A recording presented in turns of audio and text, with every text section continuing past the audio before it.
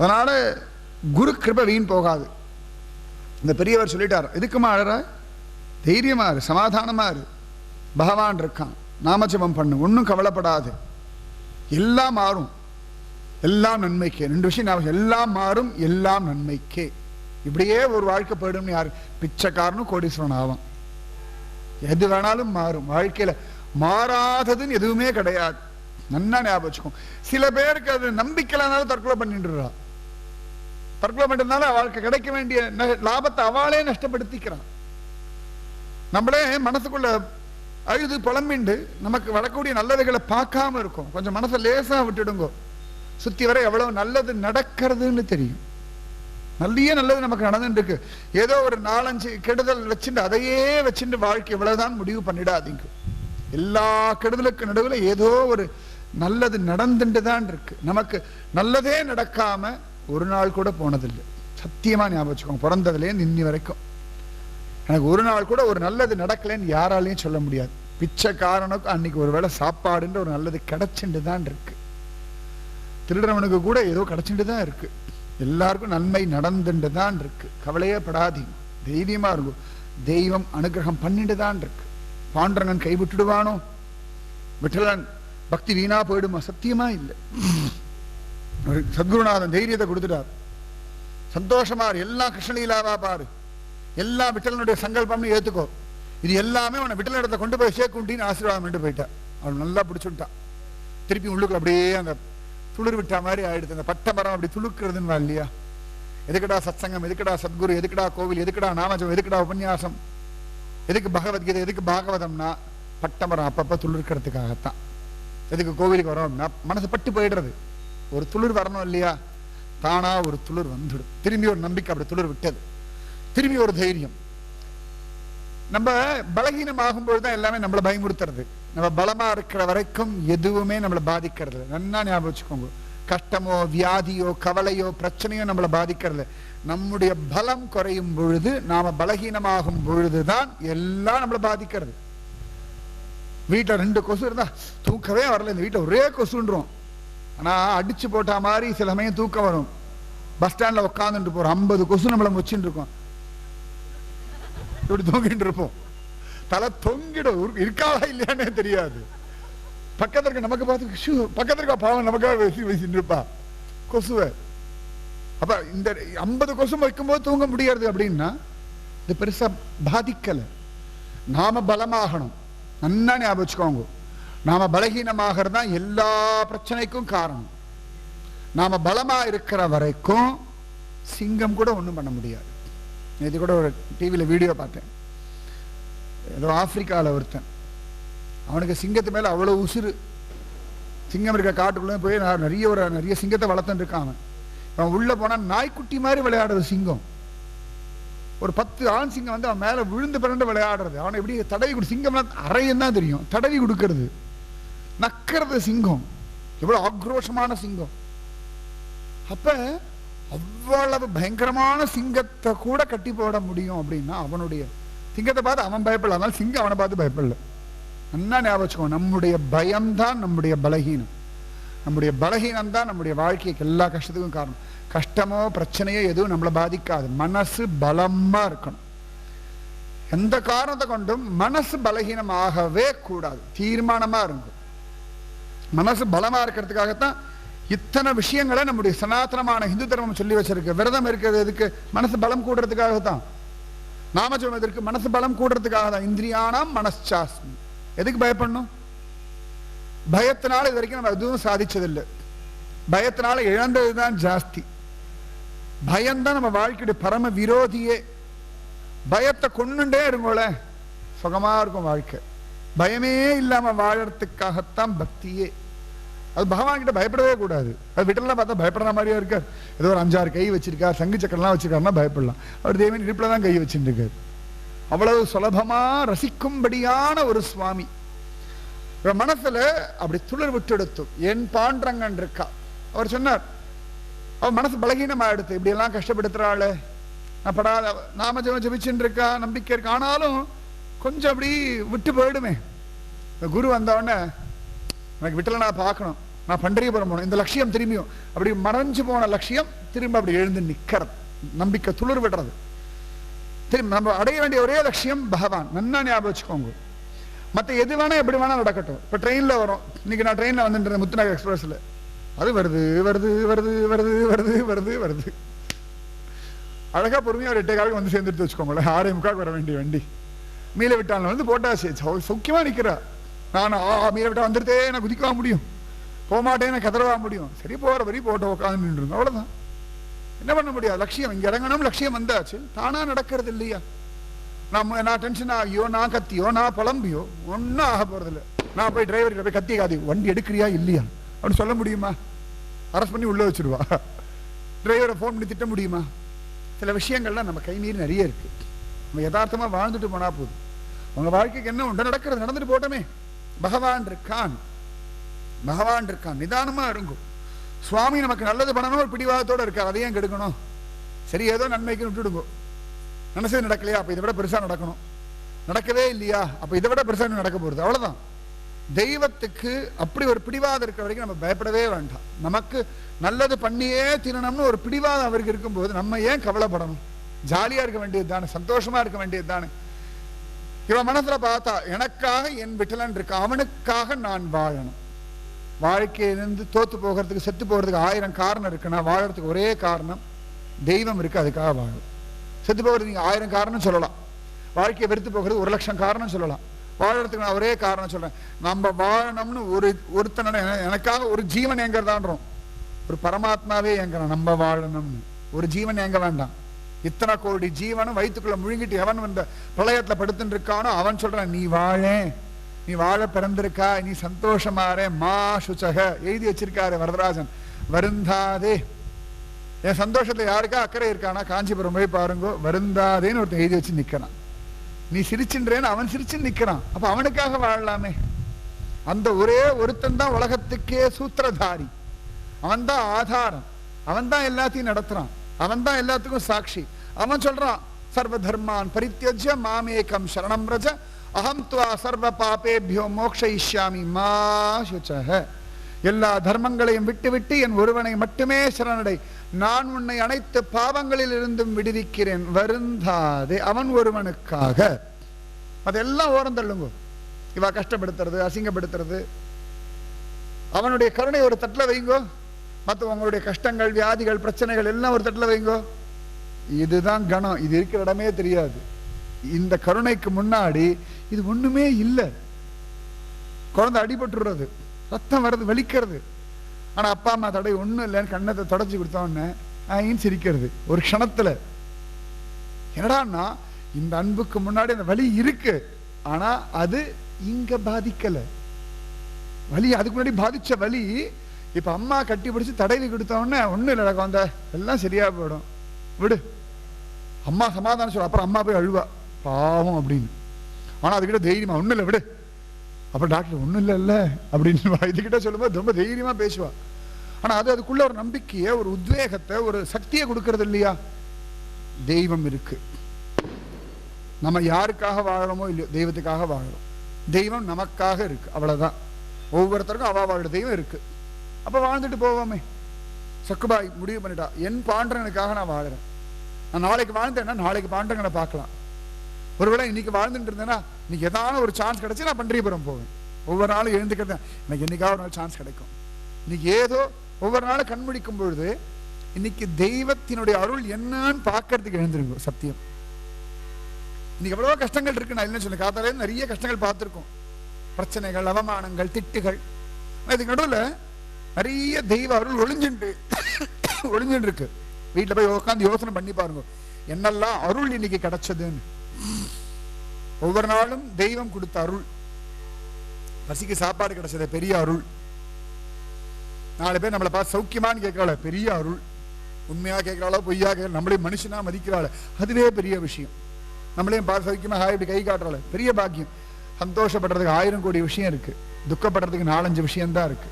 துக்கத்தை ஓரம் தள்ளி வச்சுட்டு பாண்டுரங்கன்னு ஒரு பூரணம் காத்துன்னு இருக்கு. இடுப்புல கையை வச்சுண்டு செங்கல் மேல ஒருத்தன் காத்துன்னு இருக்கான், நமக்காக ஒவ்வொரு நாளும் காத்துன்னு இருக்கான், ஒவ்வொரு நிமிஷமும் காத்துன்னு இருக்கான். நம்ம வருவோம் வருவோம் வருவோம், நாளைக்கு வருவான், சரி அன்னைக்கு வரட்டும், இன்னைக்கு வேலை முடியல, நாளைக்கு வருவான். நமக்காக ஒருத்தன் காத்துட்டு இருக்கும் பொழுது அவனுக்காக வாழலாமே. போனவா போகட்டும், இருக்கிறவா இருக்கட்டும், வரவா வரட்டும், என்ன வேணா இருக்கட்டும், நமக்குன்னு ஒருத்தன் என்னைக்கும் சாஸ்வதமாக உண்டு. எதுக்காகவும் நம்மளை விட்டு போக மாட்டான், எதுக்காகவும் நம்மளை தள்ள மாட்டான், தன் சுயநலத்துக்காக நம்மளை விடவும் மாட்டான். அப்படி ஒருத்தர் இருக்கும் பொழுது வாழ வேண்டியது தானே நம்முடைய தர்மம். சக்குபாய் வாழ ஆரம்பிச்சா. என் பாண்டுரங்கன், என் பண்டரிநாதன், என் விட்டலன், என் விட்டோபார்க்க முகம் பிரசன்னமா எடுத்து மனசுல இன்னும் தைரியம் வந்துடுது. பாண்டுரங்கா பண்டரிநாதா பண்டரிநாதா பாண்டுரங்கா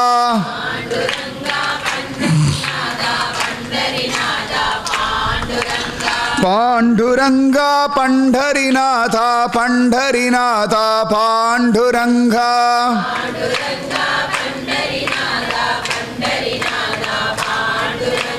दीनदयाळा पांडुरंगा भक्तवत्सला पंढरीनाथा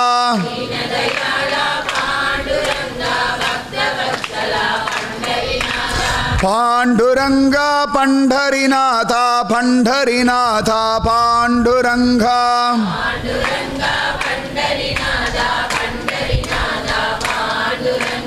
सद्गुरुनाथा पांडुरंगा सज्जन रसिका पंढरीनाथा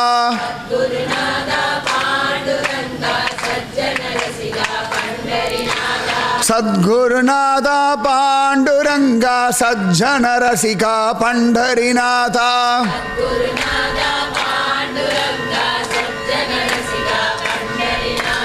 पांडुरंगा पंढरीनाथा पंढरीनाथा पांडुरंगा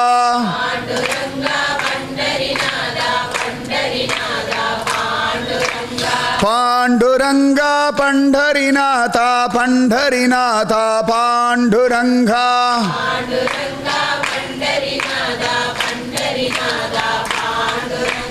पांडुरंगा पंढरीनाथा पंढरीनाथा पांडुरंगा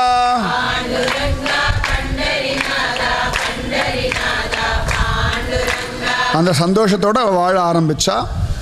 இன்னும் அவ சரித்திரம் முடியலை. எனக்கு எப்பொழுதுமே சக்குபாய் சரித்திரம் மட்டும் ஒரு நாளில் முடிகிறதுன்றது இதுவரைக்கும் நடக்கலை. நான் பல வருஷமாக சக்குபாய் சரித்திரம் சொல்லிட்டு இருக்கேன். மீதி விஷயம் நாளைக்கு. ராதே கிருஷ்ணா. राधे कृष्णा कृष्णा राधे राधे कृष्णा कृष्णा राधे राधे कृष्णा कृष्णा राधे राधे कृष्णा कृष्णा राधे. நம்முடைய ராதே கிருஷ்ணா சத்சங்கத்துடைய ஸ்ரீகிருஷ்ண ஜெயந்தி விழாவை முன்னிட்டு தான் இந்த பாண்டுரங்கா பண்டரிநாதா உபன்யாசம் 19வது வருஷம். எனக்கு திரும்பி பார்த்தா அதிசயமாக இருக்குது. குருஜியமாட்ட தான் அன்றைக்கி கூட கிளம்ப போய் பேசிகிட்டு இருந்தேன். இப்போ தான் நம்ம விளையாட்டு போல் ஆரம்பித்த மாதிரி இருக்குமா. இன்றைக்கி என்னடானா 19 வருஷம் ஆயாச்சு. முன்னாடிலாம் ஒரு 3 மணி நேரம் கொண்டாடுவோம் இந்த கிருஷ்ண ஜெயந்தி விழா. அது பெரிய லெவலில் மாறினது நம்ம தூத்துக்குடி வந்ததுக்கு அப்புறமா தான். அதுக்கப்புறம் தொடர்ந்து தூத்துக்குடின்னு இப்போ பர்மனெண்ட்டாகவே செட்டில் ஆயாச்சு. நிறைய பேர் கூட கேட்டாங்க, குருஜி இப்போ தான் நீங்கள் தான் மெட்ராஸ் திரும்பி வந்தாச்சு, நம்ம ஊரில் கொண்டாட வேண்டியது தானே. நான் சொன்னேன், நம்ம ஊர் மாறி ரொம்ப நாள் ஆயாச்சு, இப்போ தூத்துக்குடியே கதியாக இருக்கிறதுனால அங்கே தான் கொண்டாடணும், நீங்கள்லாம் அங்கே வந்து பாருங்கன்னு நான் சொல்லிட்டேன். அதனால தான் இந்த கிருஷ்ண ஜெயந்தி விழாவுடைய வைபவமாக தான் அதை கொண்டாடுறோம். அது நம்ம வைகுண்டபதி பெருமாளுக்கும் சங்கரராமேஸ்வரர் நடுவில் இருந்து உபன்யாசம் பண்ணுற சுகமே தனி. அது என்னிடத்துல என்னெஞ்சினால் நோக்கி காணு. இன்னிலேருந்து தொடர்ந்து வெள்ளிக்கிழமை வரைக்கும் பாண்டுரங்கா பண்டரிநாதான்ற தலைப்பில் எங்கள் உபன்யாசம். சனி ஞாயிறு மட்டும் ஜெயஸ்ரீ கல்யாண மண்டபத்தில் தெப்பக்குளத்தில் நம்ம கிருஷ்ண ஜெயந்தி உற்சவம் எல்லாம் உண்டு. எல்லாரும் வந்து கூடி இருந்து குளிர்வோம், மனசை லேசாக்கிப்போம், பகவான் அனுபவிப்போம். நம்முடைய ஆழ்வார் தங்கர் எம்பெருமானார் ஜீயர் இந்த தடவையும் கட்டாயம் வரேன் அப்படின்னார். நான் ஃபோனில் கேட்டேன், சுவாமி தேவரி வர முடியுமா? பின்ன நம்ம ஊருக்கு நான் வராமல் அப்படின்னார் ஜீயர் உரிமையோட. பின்ன நான் வந்து கட்டாயம் அப்படின்ட்டார். என்ன எப்படி கேட்கல அப்படின்ட்டார். என்னத்தை சொல்றதாவிட சுவாமி தேவரி ஏழ முடியுமா அப்படின்னு கேட்க முடியும். அது கூட குஷியாக இருக்குது. ஆமாம் ஆமான்னு கத்துறது.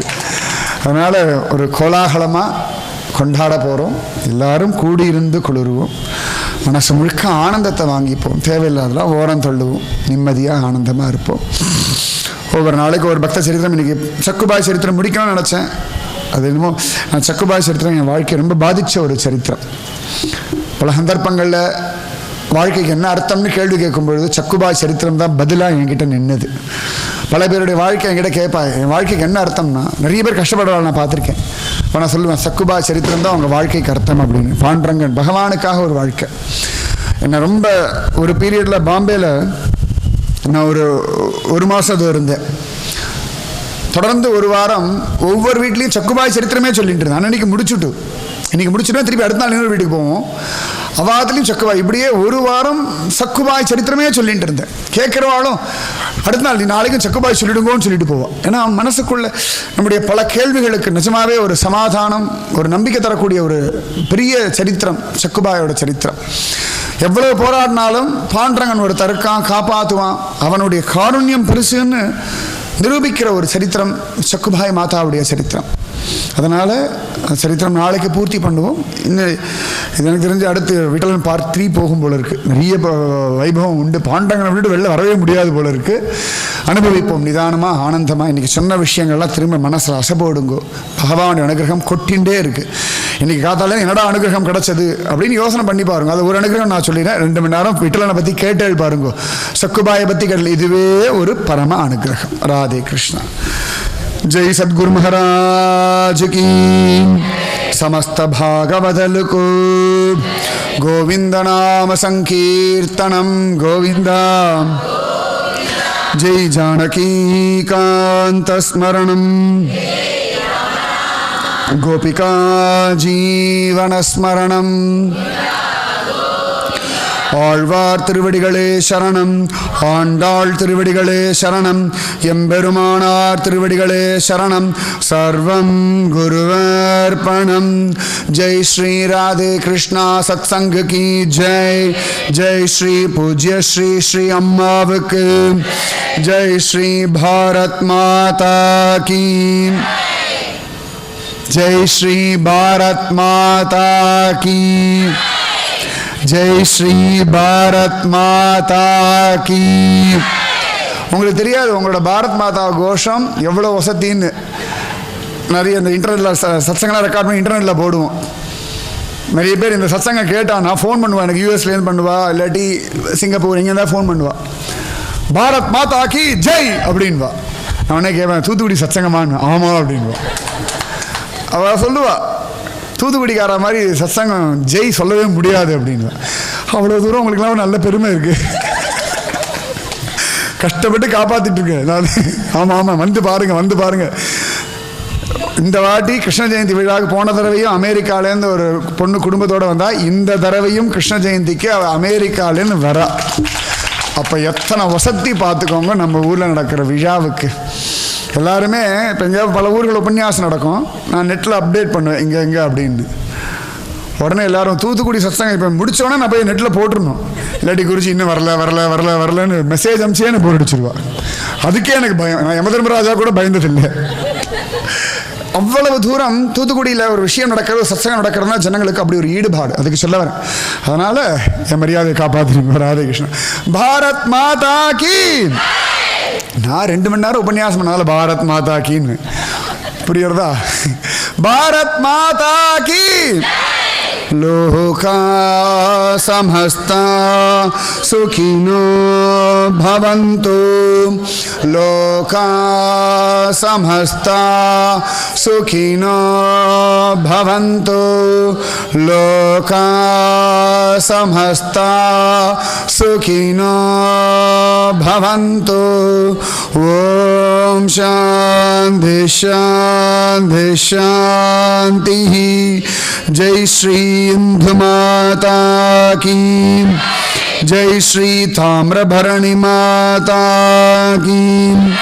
ஜெய் ஸ்ரீ பாகம்பிரியாள் சமேத சங்கர ராமேஸ்வர மூர்த்தி கி. ஜெய் ஸ்ரீதேவி பூதேவி சமேத வைகுண்டபதி சுவாமி கி. जय भोलो वीर धीर सूर भालांचनेय स्वामी की। राधे कृष्ण। सर्वत्र रामानुज नाम संकीर्तनम रामानुजा। पुंडलीकवराधा जय भोलो श्री सकुबाई माता की। राम कृष्ण हरि राधे कृष्ण।